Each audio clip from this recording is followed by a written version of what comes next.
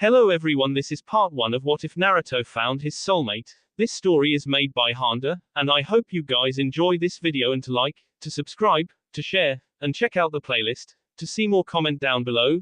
Now let's start the intro. They call me a god. They call me a god.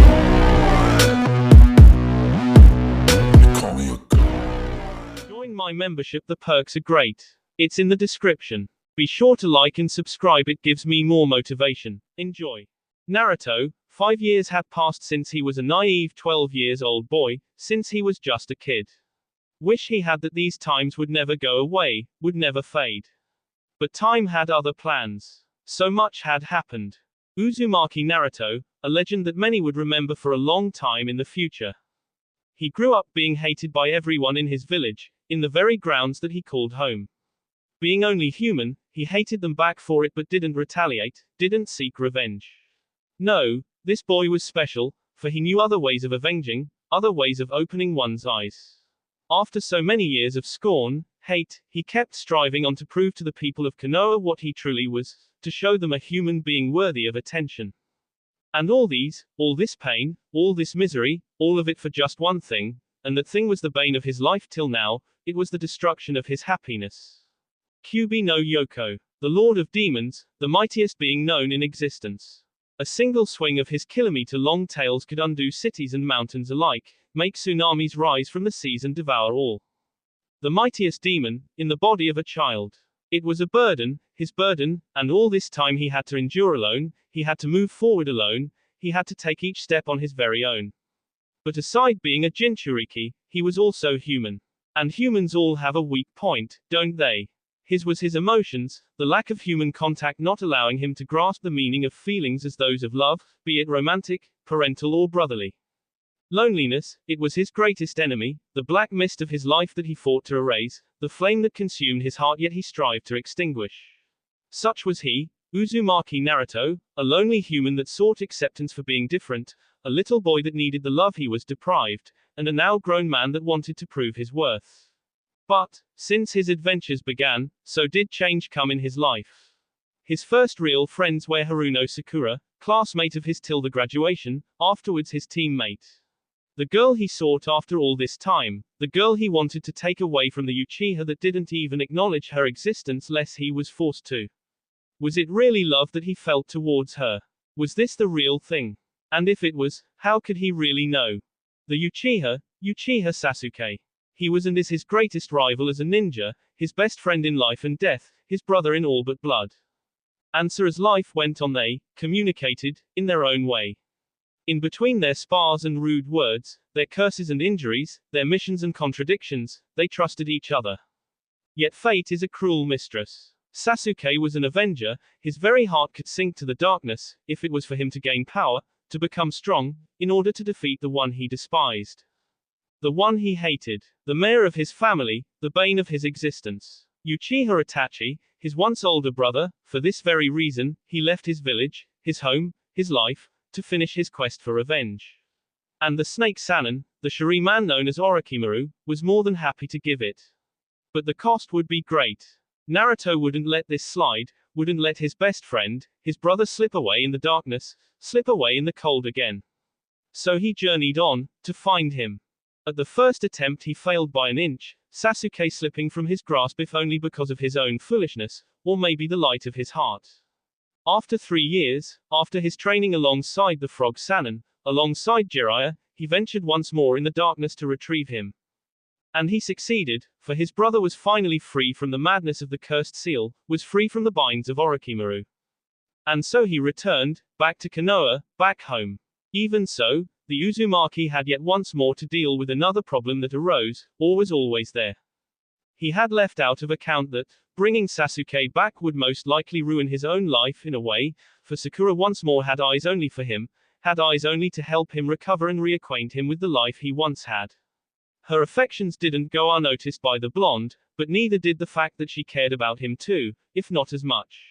At the very least, she finally no longer punched him on sight. But the problem magnet his whole life seemed to be wouldn't relent so soon.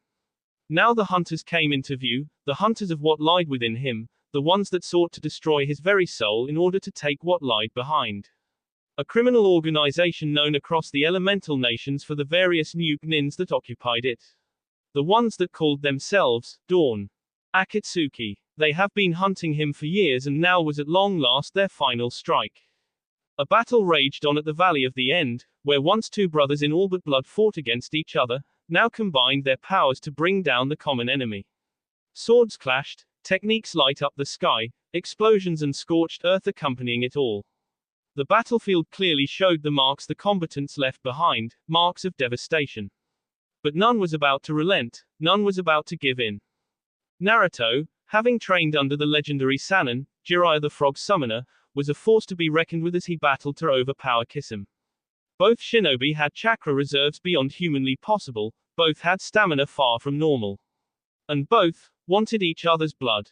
Sasuke, the younger of the last Uchihas, that had trained under the other Sannin, Orochimaru, had somehow managed to take the best out of the man, and these best things were quite few, considering the man's reputation and character. Speed, strength, cunningness, elusiveness, these four attributes alone were enough to keep the young Uchiha alive as he clashed his blade against his brother's, the noise of metal against metal echoing for a split second before the blades clashed again and again in a wild dance that one wrong step could mean the death. Falter they did not, Sharingan ablaze and eyes locked as their smooth and experienced motions kept them alive, for now. The blades clashed one more time, the sound echoing once more, the Sharingans locked to each other as nearly identical frowns faced one another. Give up Sasuke, we both know who will win in the end, he whispered, his whole strength focused on keeping his brother at bay. Sasuke's frown seemingly deepened. You're right, we know, smirking, he stepped aside, letting his brother's blade fall for a second at the sudden movement and release of resistance. Sasuke spoon on one feet, his blade prepared to cut off the older Uchiha's en at the end of the motion. Though said brother didn't falter for more than a split second, regaining his stance and quickly dodging the lethal strike with a duck. He smirked as he did a spoon of his own while ducked, using one leg to kick the younger one off his feet. Sasuke hit the ground, hard. The lethal blade of the former Leaf Ninja found its tip right at the young Avenger's en, an emotionless Itachi over him, any frown or smirk he held before now vanished. It is over, Sasuke, the blade went down. And all the fallen ninja did was puff in a cloud of smoke, a tree chunk in his place. Itachi's eyes didn't have time to even open in surprise as he felt a blade going through his heart. You're right, it surely is, Itachi, the older one could only smirk. How could he miss this? Most certainly, he did not. For his body dissipated in a cloud of crows, leaving the young Uchiha with wide Sharingan eyes and a mind in wonder as his brother quiet laughter echoed, the world gone dark for a second before he returned to reality, the sight of his best friend meeting his gaze, he fighting against one of the 7 swordsmen of the mist. Kisame proved quite the challenge. Naruto had already launched a Rasengan at the swordsman who absorbed it with his same honder, the legendary sword that devoured chakra, making the mighty technique dissipate as if it was nothing. Naruto knew he had to act fast.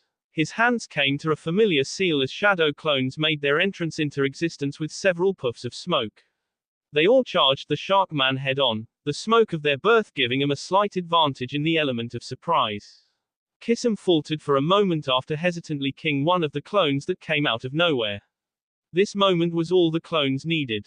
Naruto's patented move, the Uzumaki barrage, could be seen happening right before one's eyes as Kisame's body was kicked and punched to oblivion. After many moments that seemed to touch eternity, the body hit the ground and turned into nothing but a liquid substance, what people came to refer to as water. A few feet further, the swordsman rose from a pile of said liquid, a wide grin on his fish-like features. So, is that all you got? He said as he took down each and every clone with ease. Naruto only frowned. Without a word, he unsheathed a whirlwind shuriken, opening it and throwing it at his opponent.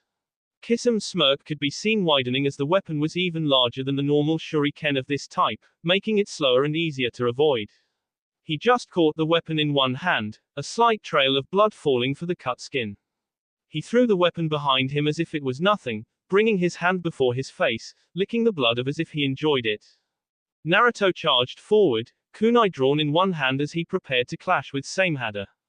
Kisam's smirk seemed face-breaking as he brought his mighty blade down with a swing, cutting Naruto in half.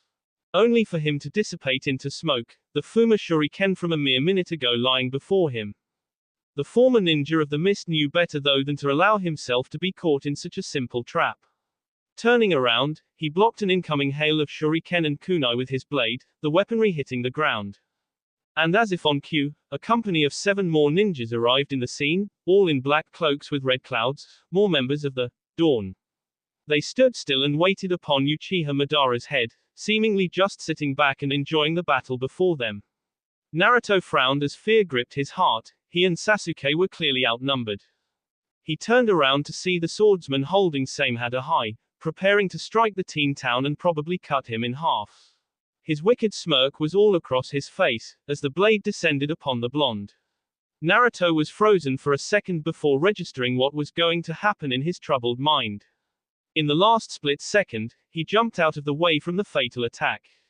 He charged another Rasengan and in anger flew towards Kisame, his rage building on as survival instincts kicked in, the fact that they were outnumbered making him take even more haste in his actions. Kisame only smirked and raised his sword to block the chakra ball as he had done before. But the attack never came. He lowered his blade a few inches to see that the boy was still there, Rasengan in hand and smirking at him. He questioned. Suddenly, he felt his whole back burning and be sped apart. He felt his skin being violently destroyed. The last thing he saw before oblivion took his soul was the chakra sphere before him dissipate, the blonde holding it puffing in smoke. That was easy, Naruto exclaimed with a wide grin from behind the swordsman's now corpse, the chakra ball fading from his hand. He turned around to face the rest of the organization, knowing that this was probably his last fight. From the corner of his eye he saw Sasuke approaching him, his facial features graced by a seemingly never-fading smirk as they stood upon the first Hokage's head, gazing down upon their opponents. Naruto grinned back at him as he prepared yet another Rasengan. The black-haired teen nodded as electricity coursed through him and to his blade, making it light up as if thunder itself had took hold of it. And out of nowhere, a glimpse of hope rose in the heart of the 2 Konoha combatants as blurred figures run towards them, Sasuke's Sharingan able to recognize their fast-moving figures. It's. The Uchiha's quiet mumbling was cut off as an even wider smirk found its way on his face. Turning around he faced the Dawn once more. With 5 more to aid him. Lee, the green beast of Konoha was striking his nice guy pose, toothy smile and thumbs up accompanying. Sakura cracked her knuckles, her smirk one that would make any Uchiha proud. Choji was for once not munching on something, hands itching to prepare his family jutsu and crush something. Kiba stood beside the Akamaiki on his white-brown dog, a feral grin on his face as he whispered to the large canine's ear, which replied with quiet woofs. And last but no least, was Hinata, the lavender-eyed girl prepared in her Juken stance, Byakugan glaring daggers at their opponents. Both blonde and dark-haired brothers looked at each other and back at their friends, a smirk and a grin on each respective face. Without further ado, Naruto exclaimed the only word that was needed at the moment. Ikuzo. And it was on. XXXXX. Sasuke took on a man that looked more like a plant, his face painted black in the one side and white in the other. He had something like a giant plant mouth around his head. Sasuke's smirk was never fading. He began the seals for a special fire jutsu that could burn this plant boy to ashes if it hit, leaving his friends and himself with one less thing to worry about. Naruto engaged combat against Kakazu, a man with most of his face and hair hidden by a mask, green eyes meeting cerulean. The blonde didn't know if he had to be disgusted or filled with horror, that the man seemed to have tendrils that poured out of his body under his control.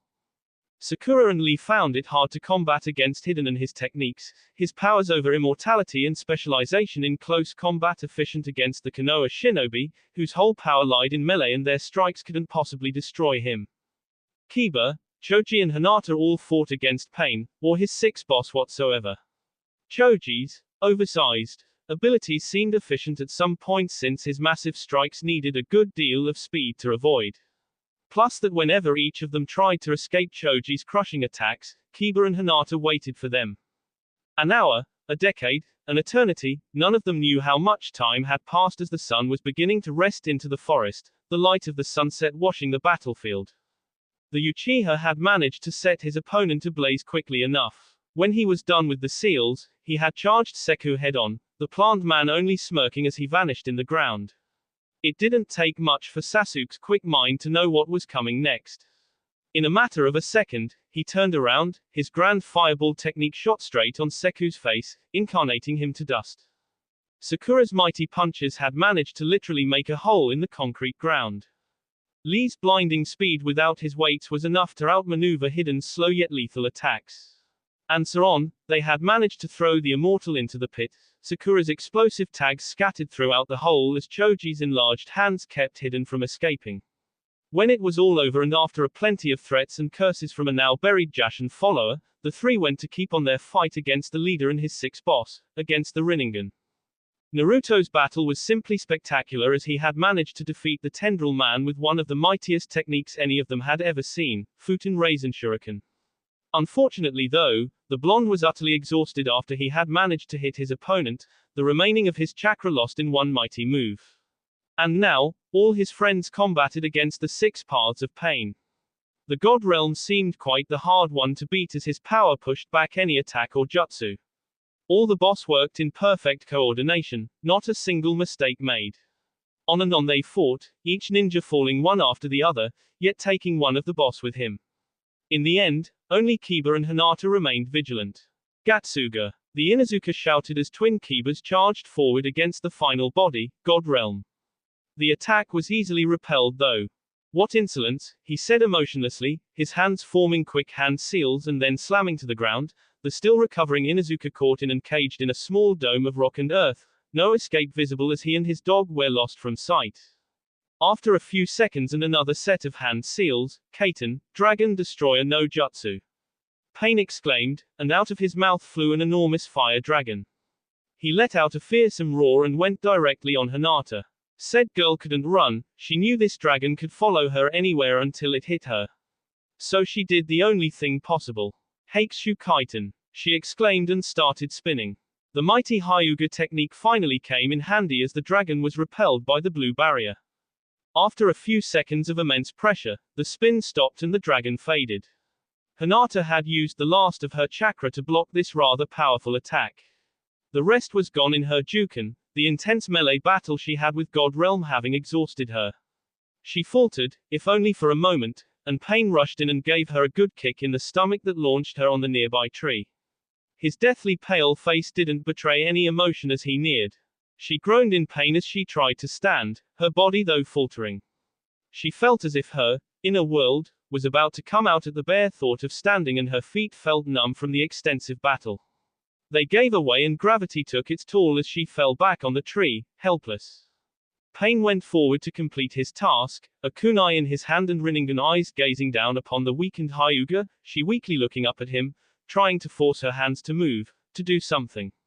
But right as the leader of the Dawn was ready to let his blade her in, his sensitive ears picked up a silent growl, and this growl made him feel something that he hadn't felt in years, an emotion that he had forgotten it even existed. Fear. Naruto could only watch the battle that took place before him, his friends lying around the battlefield, most of them unconscious or incapacitated from their fights.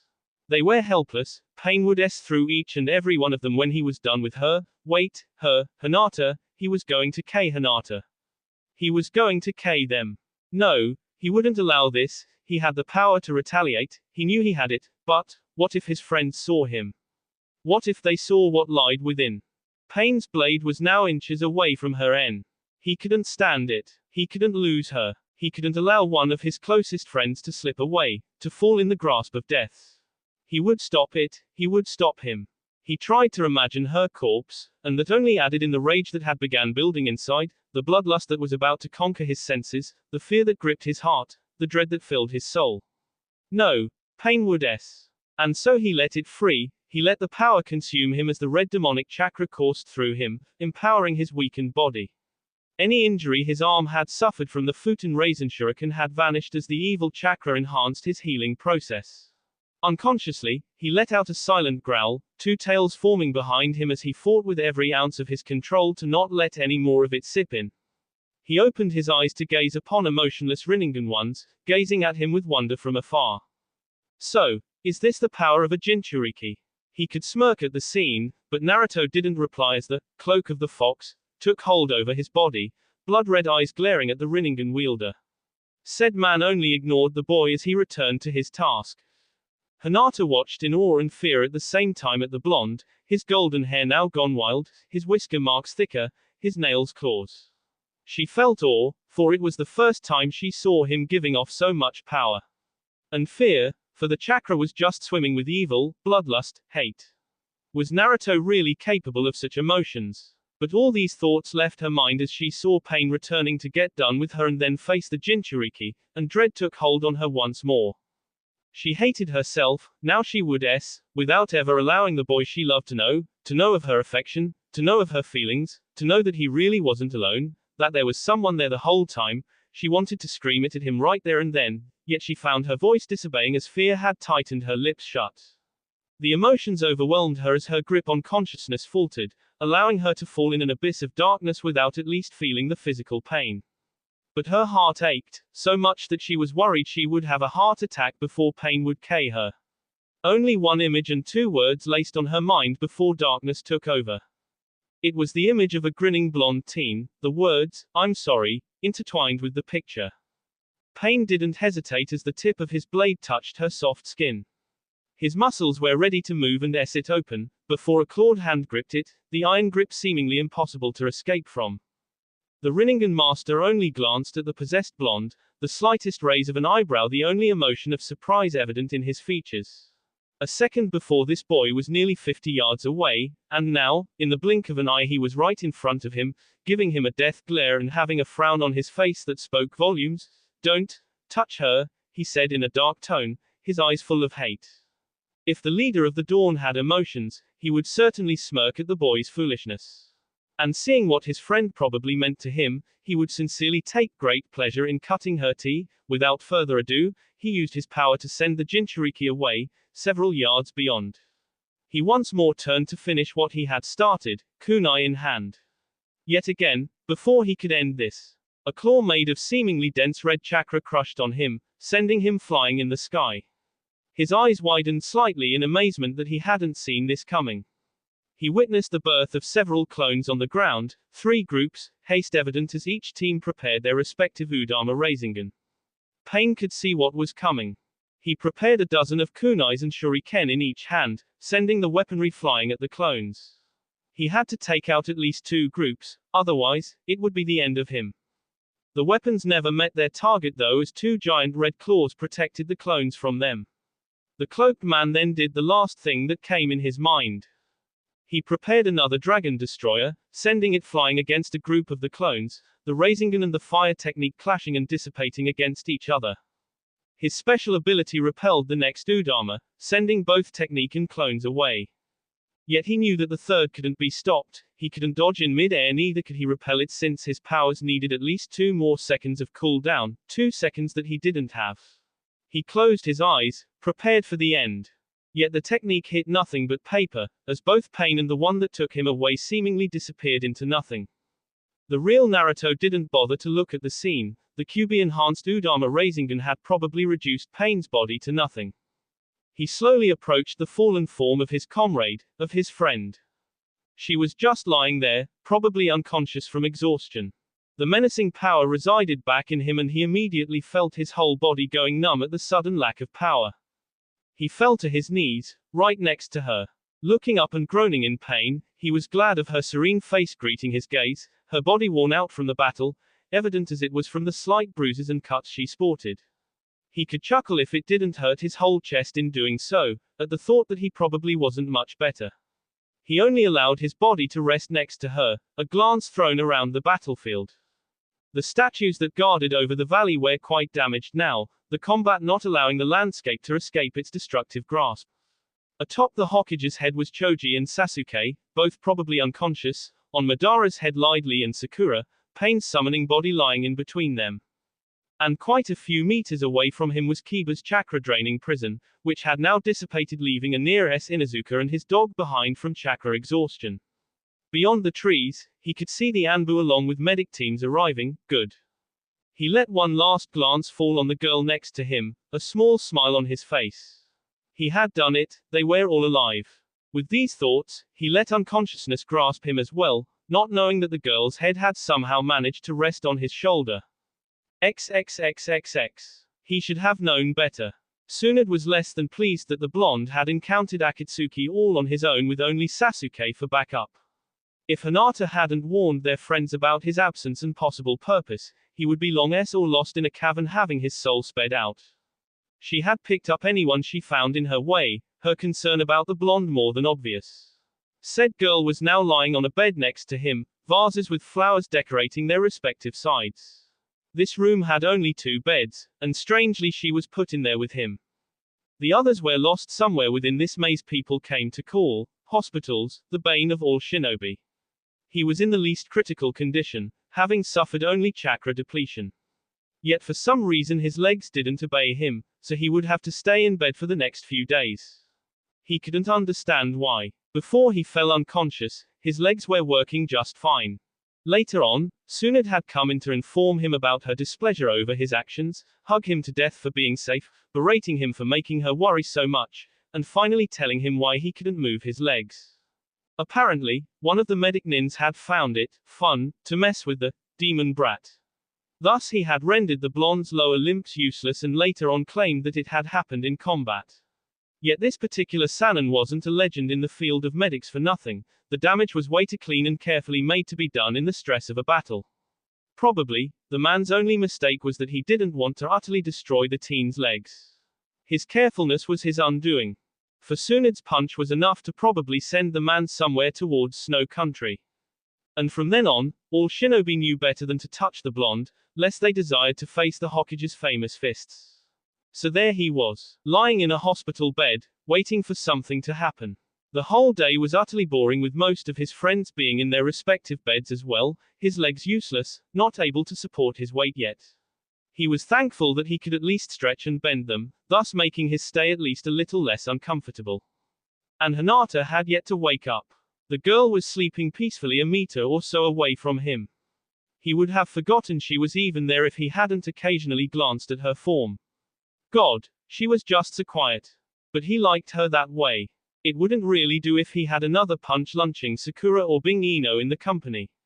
She was a pleasant change in the demeanor of girls that surrounded his life, in a friendly manner, of course. Maybe a divine was in a good mood today, for his prayers for something to happen had been answered, though not in the way he really expected it. Tsunade walked in again. Figures, she would probably start berating him again or something like that. Yet he was surprised that along with her were 2 medics, holding an aged man in their hands. Surprise brat, the Hokage said cheerfully. Naruto looked at her clearly confused. Was the old guy supposed to be a present or something? You see, the hospital is quite full at the moment. We have no empty rooms, so we will probably have to narrow you guys down a little. She kept smiling as if she knew a detail the blonde didn't catch, then his mind came to a conclusion. Oh my god, you're going to make me sleep with the grandpa. He practically yelled as he pointed a finger at the Hokage. He had absolutely no intention of staying in the same bed with an old guy. Shut up you little barker, she rubbed her temples as if trying to force back an oncoming headache. This patient has a disease that is contagious on physical contact, thus the medics wear suits and gloves as they carry him. Truth be told, he only just noticed the sickly color the man had and the fact that the medic nins were garbed from head to toe. So, you'll just have to make some more room in there. Come on, these beds are big enough for 2 I think. As she said these, she neared Hinata's bed, slowly picking up the peak girl in her mighty arms. Wait, did she mean that? Holy crap. I can't sleep with a girl. He pointed a finger at the godime once more. Would you prefer him? She smiled sweetly at him, head gesturing towards the old man, glad at seeing his resolution falter. Geez, he sighed as he made room. The Hokage's smile then broke to an unnoticed grin as she gently tucked the girl in next to the blonde, he nearly on the edge of the bed as he tried to make room and probably avoid contact, a small blush on his face. It wasn't every day that he had girls on his bed, hell he could even sleep on the floor. It didn't take long for the 2 medics to finish with the old man and leave along with Tsunade. Outside, one of the medics couldn't help but ask, Hokage-sama, there are still plenty of rooms around the hospital. Shouldn't we let the Uzumaki know? The blonde woman turned to grin at him. No, you shouldn't. Both men shivered. knowing better than to discard the small threat that accompanied these words. If Naruto wasn't going to leave Sakura alone soon, then the Hokage would force him. The good way, of course. The blonde had been bugging her apprentice for some time now, probably because she was more focused on Sasuke now that he was back, and who could blame her, really? Naruto just had to get over it, and she knew the perfect way. Plus, that girl already liked him, so no sooner that he was out of Sakura's feet, her discipline would return on her schedule with one less thing to worry about. Plus, the current head of the girls' clan had some plans rolling in his head nowadays, plans that the Hokage couldn't help but grin widely at. Win-win situations, she liked them. Though there were other things to worry about right now. The blonde in the meantime though, had other things running in his mind. Or rather, his mind was in a blank state, the girl next to him having probably unconsciously stuck on him. She had even wrapped an arm over his chest, he could feel her slow warm breaths on his end, the tingling sensation of her hair on his cheek, the warmth her body radiated filling everything, and what surprised him most was that it felt damn good. He wasn't used to so close human contact, especially from females. And especially from Hinata, the girl who fainted every single time he came too close. She was most likely going to faint the moment she woke up and realized where she was, and that would mean that she would keep herself stuck on him, and he wouldn't even be able to move away, since he was already near the edge of the bed and he couldn't even walk. Suddenly it seemed as if fate itself had made a conspiracy over this. He glanced at the girl once more, a small smile on her pale face as she snuggled a little closer, muttering something like, warm. Well, he would at least enjoy it while it lasted, wouldn't he?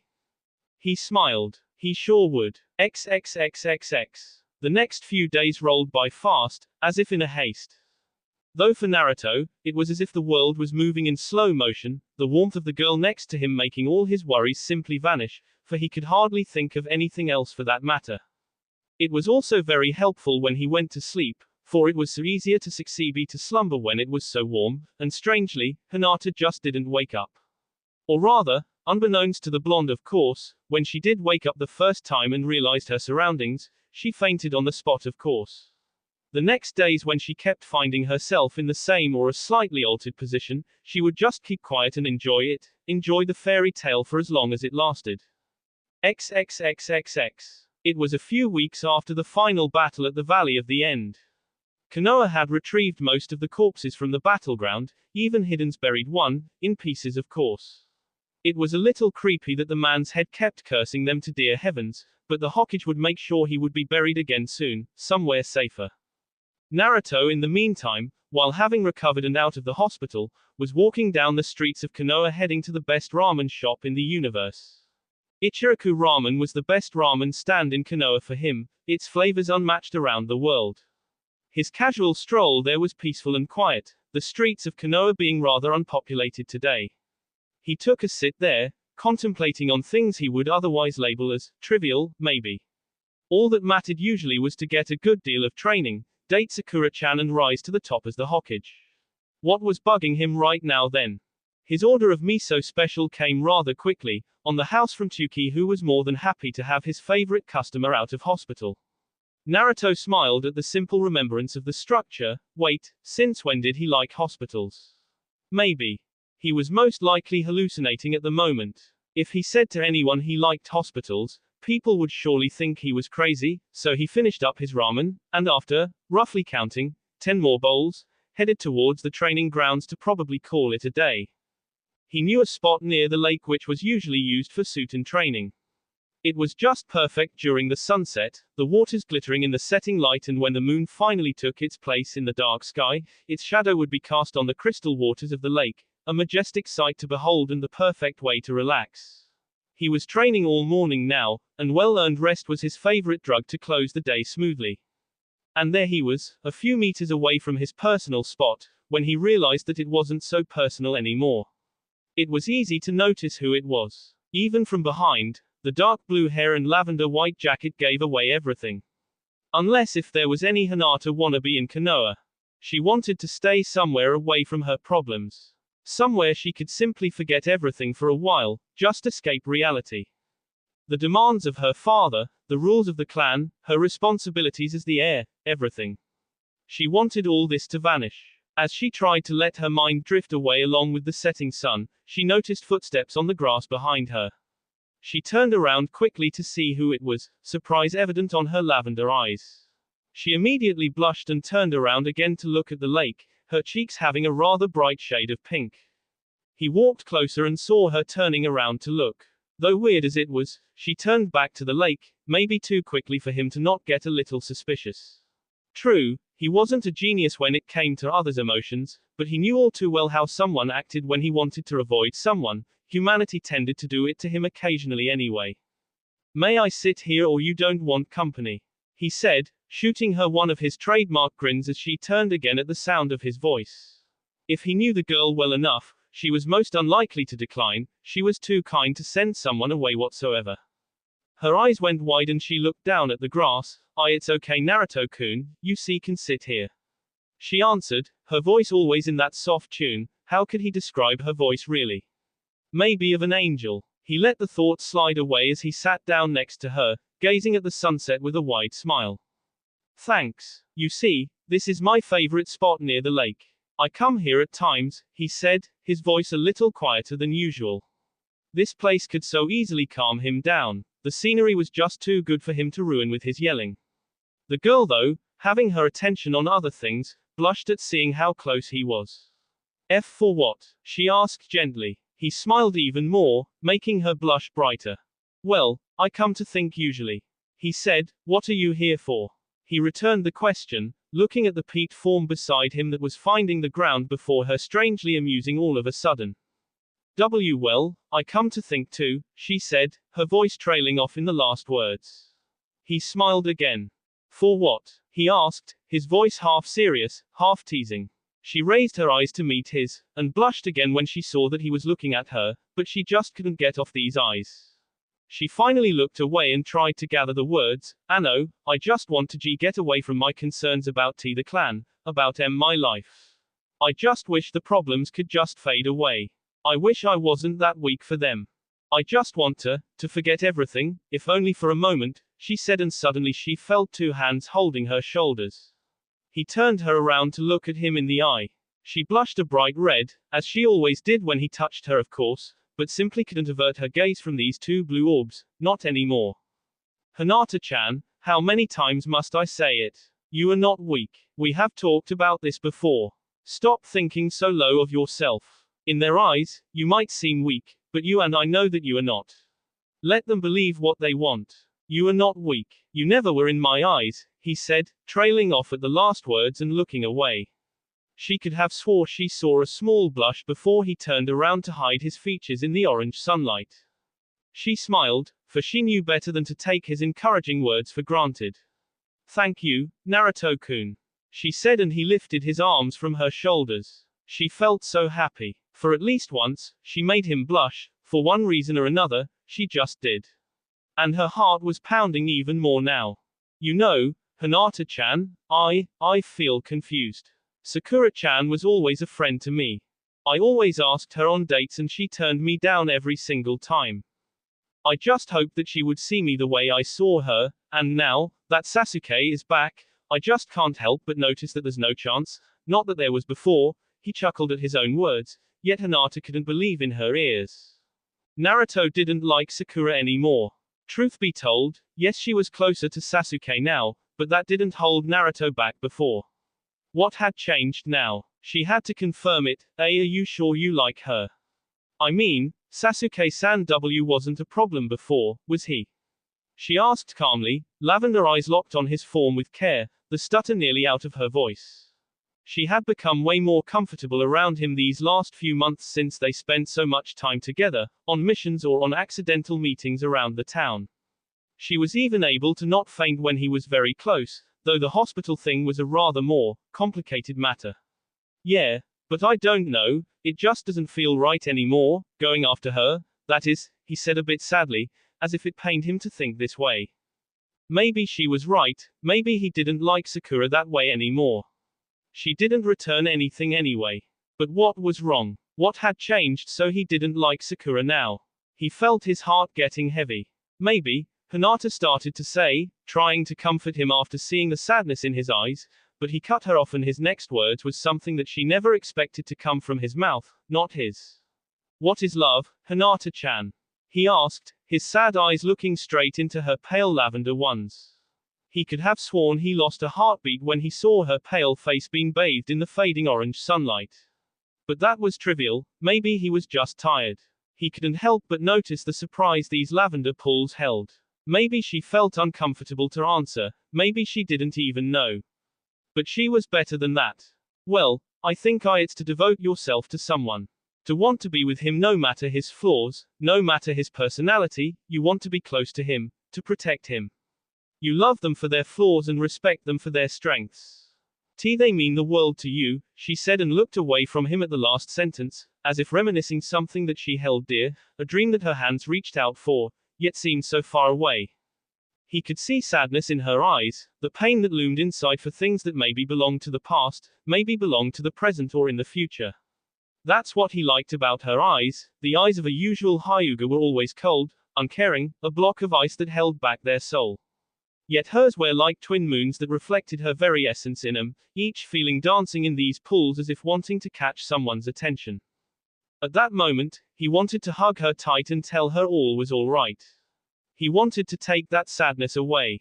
He wanted to make her happy, for she probably deserved it, and maybe more. She was a friend, a close one, and seeing friends being hurt in any way was a burden he would carry till it was solved. But he couldn't move. What was happening? He never had problem to reveal his emotions to Sakura, or anyone else for that matter. But here, it just didn't feel right, though he wanted to do it, he wanted to give the comfort he was once deprived, with all his heart. Before he could decide what to do, she stood up. Her eyes had sadness in them, reflecting emotions that were like the waters of a calm lake. Disturb them, and the ripples will reach out till the very shore of each and every side. She herself wanted to hug him in an attempt to find comfort. She wanted to hold on him and let him tell her it was all right. She wanted to cry all her problems on his shoulder. But she didn't know how he would react. He could freak out and run away. She didn't want this to happen. She wanted him to be close. Her thoughts were interrupted when he stood up too. Wanna walk? I don't have anything to do really, so we can go at a park or something, he said, his eyes gleaming with happiness. She smiled back. She had forgotten that the particular individual was special. Sadness was a word he didn't accept in his vocabulary, really. I'd love to, was her reply as she smiled shyly. He smiled back at her, making her blush. She looks cute when she blushes like that, eh? He was surprised at his own thoughts, but before he could finish a complete estimation of what the words that popped in his head meant, a certain pink-haired girl came into the scene.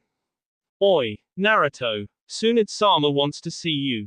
She shouted from the other side of the training grounds, the fervor of her shout maybe even matching Naruto's usual tone, said boy only flinching. Was he really that loud?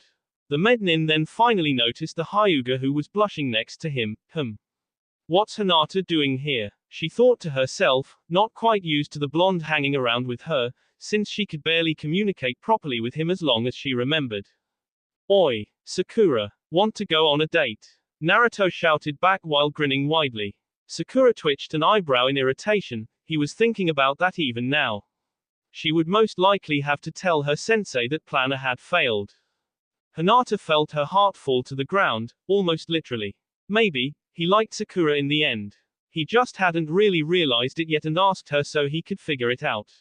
Now she wanted the earth to swallow her, for even though Sakura was sure to decline, the blonde's feelings seemed unwavering. Barker, Tsunade-sama wants to see you. There's no time for such things. She yelled back and walked away, clearly annoyed, head held high. They would probably have to enter Plan B, which was most certainly more dangerous, but most certainly would be more fruitful, and in the long run, he would at last stop bugging her on this, focus somewhere else, and leave her to finally tend properly to her obligations without the fear of a blonde head jumping out of nowhere and asking her on a date.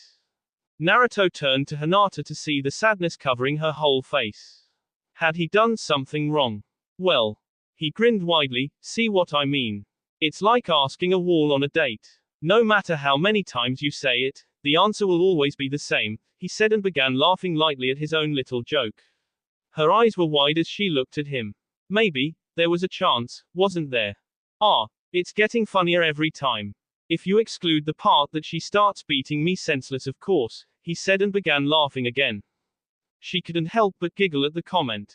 He smiled even more when he heard her laugh. It was cute. Hinata-chan, he began in order to get her attention. She stopped giggling to look at him with questioning eyes, seeking answers on his very face. You should smile more often, he said and gave her one of his toothy smiles. She blushed a crimson red and nodded while smiling, a small escaping her lips. He smiled again. Okay, I got to go. See you later, Hinata-chan, he said as he started running towards the Hokage Tower while waving a hand at her in goodbye. She couldn't feel happier at the moment, for so many good and promising moments had made their appearance in only one evening, yet she herself had matters to attend to, if she remembered correct. Getting back to the manor would most likely be a good start. When she finally reached the gates of her dreaded home, the guard on duty immediately spotted her. Who wouldn't spot or know the heir of the Hyuga clan, anyway? Hinata-sama, he said while bowing lightly, your father, Hiashi-sama, requested your presence at his study immediately, he said politely. She nodded and smiled at him, one of the fake smiles she always used to hide her sadness within the cold walls of what she at least tried to call home. When she reached the door to her father's study, her knock on the concrete was answered by a serious, monotone yet commanding voice, the voice of the head of the clan, the leader of the Hyuga. Hinata, come in, she heard her father calling. She obeyed and opened the door slowly. She walked in and bowed, keeping her spine perfectly straight as she was taught to do always in the presence of an elder or higher up. Especially in the Hyuga household, where its members were trained to be body readers, posture meant everything, for your body could speak volumes your lips could not. Did you ask to see me, Oto-san, father? She asked with her soft, calm voice, the fear hidden well. For whenever her father called her here, it surely wasn't good, at least for her. Indeed, Hiashi replied in his usual serious tone. Sit down, Hinata. I've got something important to tell you, he said, a mild plaint of amusement in his voice, something really faint, but Hinata caught it, for her father rarely allowed his tone to be graced by such emotions. She kept her posture steady, her mind waiting and running through endless possibilities as to what the elder would want. He took a sip from his tea. Hinata, he began. XXXXX. That will be all for this video. Be sure to like, subscribe, share, and comment down below for more videos. Goodbye.